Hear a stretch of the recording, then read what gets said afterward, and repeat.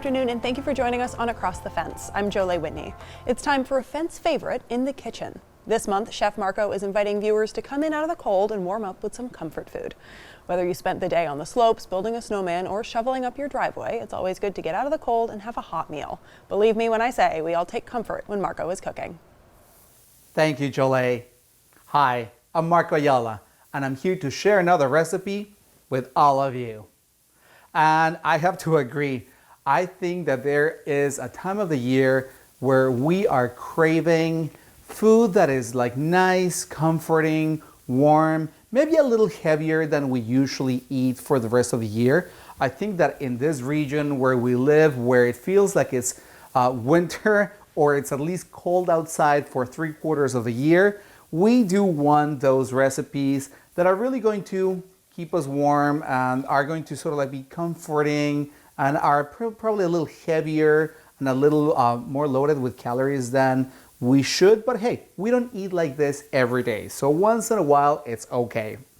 And another thing that is very important for me, as all of you know, is that that I want to show you recipes that are easy to make because I don't want you to spend the whole day in the kitchen because nobody wants to do that.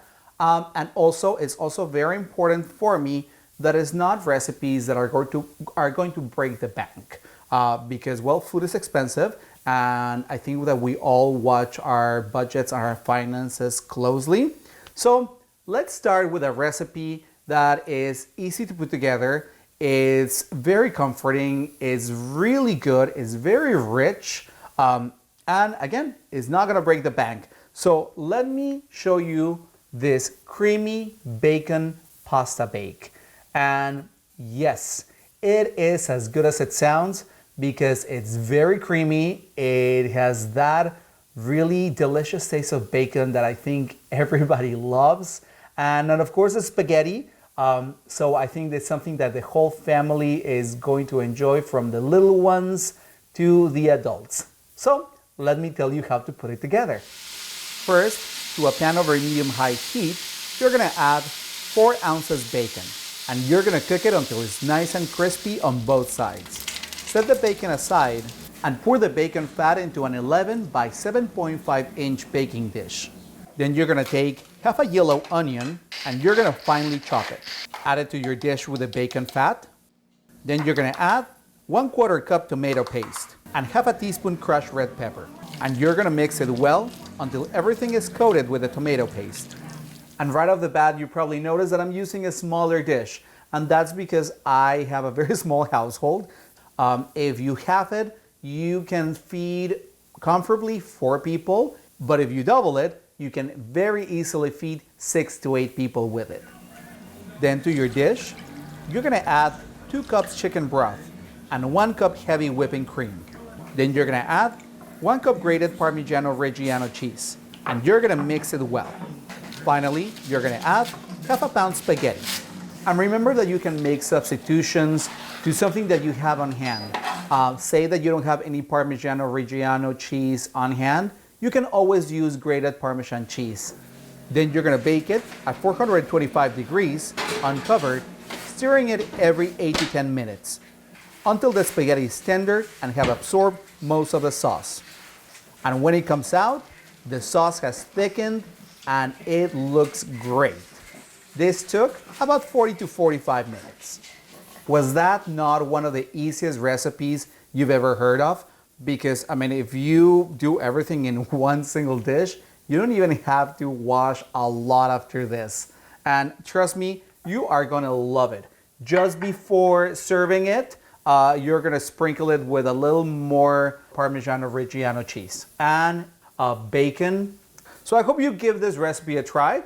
I always say give it a try, but seriously, you really need to try this because it is absolutely delicious.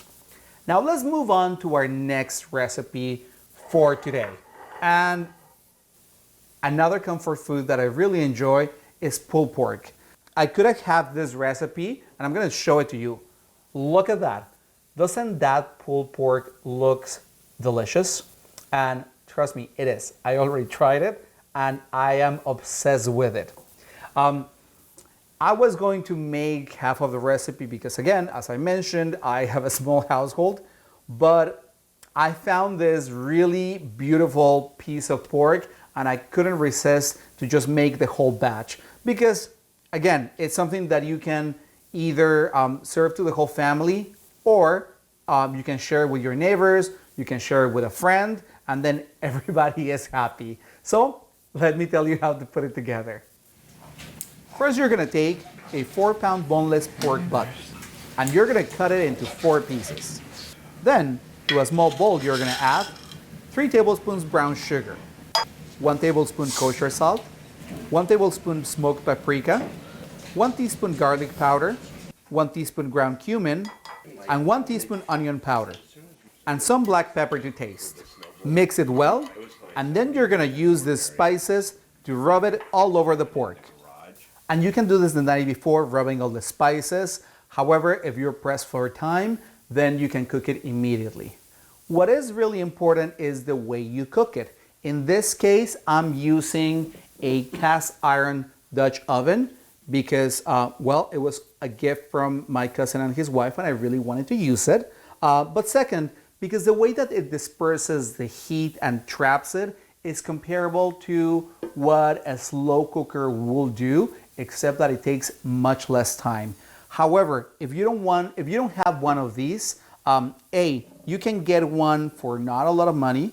And second, you can also use this in a slow cooker, or you can use a baking dish that is oven safe and that you can leave there for a few hours. So there's plenty of options. However, I really do recommend using a Dutch oven.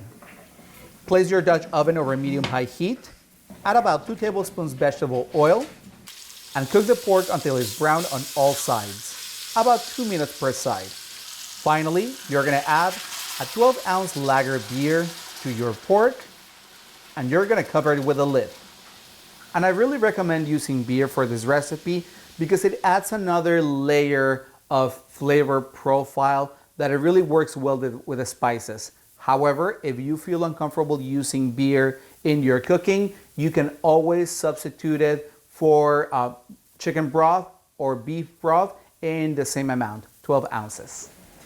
Then you're gonna bake your pork at 300 degrees, covered, for about 3 hours, until it's really tender and it easily pulls apart with a fork. If needed, you can cook it for 1 or 2 more hours. Then you're gonna transfer your pork to a cutting board, preserving all the drippings in the pot, let it rest, and then with 2 forks, you're gonna shred it. Give me a sec. In this case, it is so tender that as you can see, it's falling apart just with a spoon.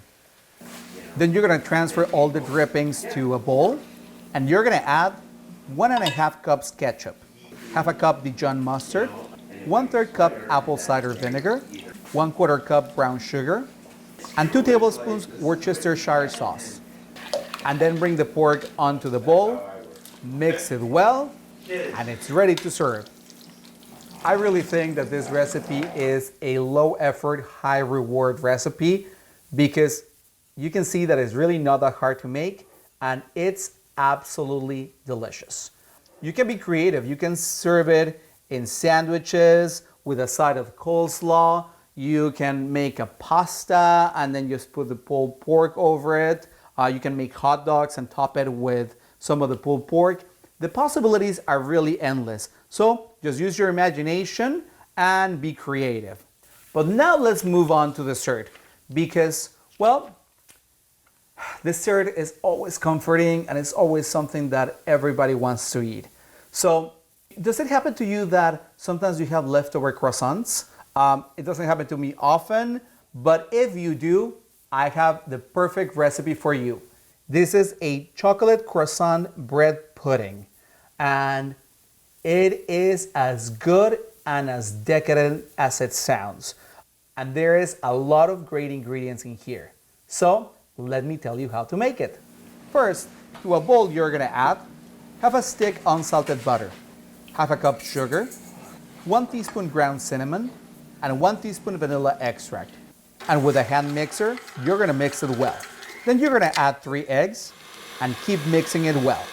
Finally, you're gonna add 1 1/4 cup heavy cream. And you're gonna keep mixing it well until you have a light colored sauce. Then you're gonna lightly grease an 8x8 baking dish. Then you're gonna take 6 croissants and you're gonna cut them into 1-inch pieces and transfer them to the prepared dish. Sprinkle them with 1/2 cup raisins and 1/2 cup bittersweet chocolate chips. Finally, you're gonna pour the egg mixture over the croissants and you're gonna make sure that all of the croissants are soaked. Finally, you're gonna cover it with aluminum foil and you're gonna bake it at 350 degrees for about 35 minutes. And after the 35 minutes that's in the oven, you want to remove the foil and then put it back in for about another 10 minutes because you want it to be a little brown on top, and those 10 minutes are gonna yield great results because it becomes crunchy on the top. The minute that I took it out of the oven, I started getting hungry. So I hope you give it a try. I think that this will go great with ice cream for dessert, or maybe you want to indulge in kind of like a sweet breakfast. So this will be a good alternative to French toast. As I mentioned, the possibilities are always endless. So I hope you give these recipes a try. Let me know how you like them. There are ways that you can get in touch with Across the Fence. The first one is to follow us on social media. So make sure to like us on Facebook, follow us on X, formerly known as Twitter, and subscribe to the YouTube channel so you can get all the updates of Across the Fence right on your phone or your computer. And always check out the website for UVM Extension and Across the Fence, because not only there is great content in there, you can also find all the recipes that I showed you today right there, so you can download them and print them right from your phone or your computer. So let me know how you like them, and as I said, stay warm, whether it's with a sweater or whether it is with a nice warm meal. As I always say, from my kitchen to your kitchen, happy cooking and enjoy your food. And I don't know what to try. I think I'm gonna try a little piece of this, and delicious. Thank you, Marco. Our thanks to the crew behind the scenes here at WCX who make sure every day is comfortable. I'm Jolie Whitney. This is Across the Fence. Have a good one.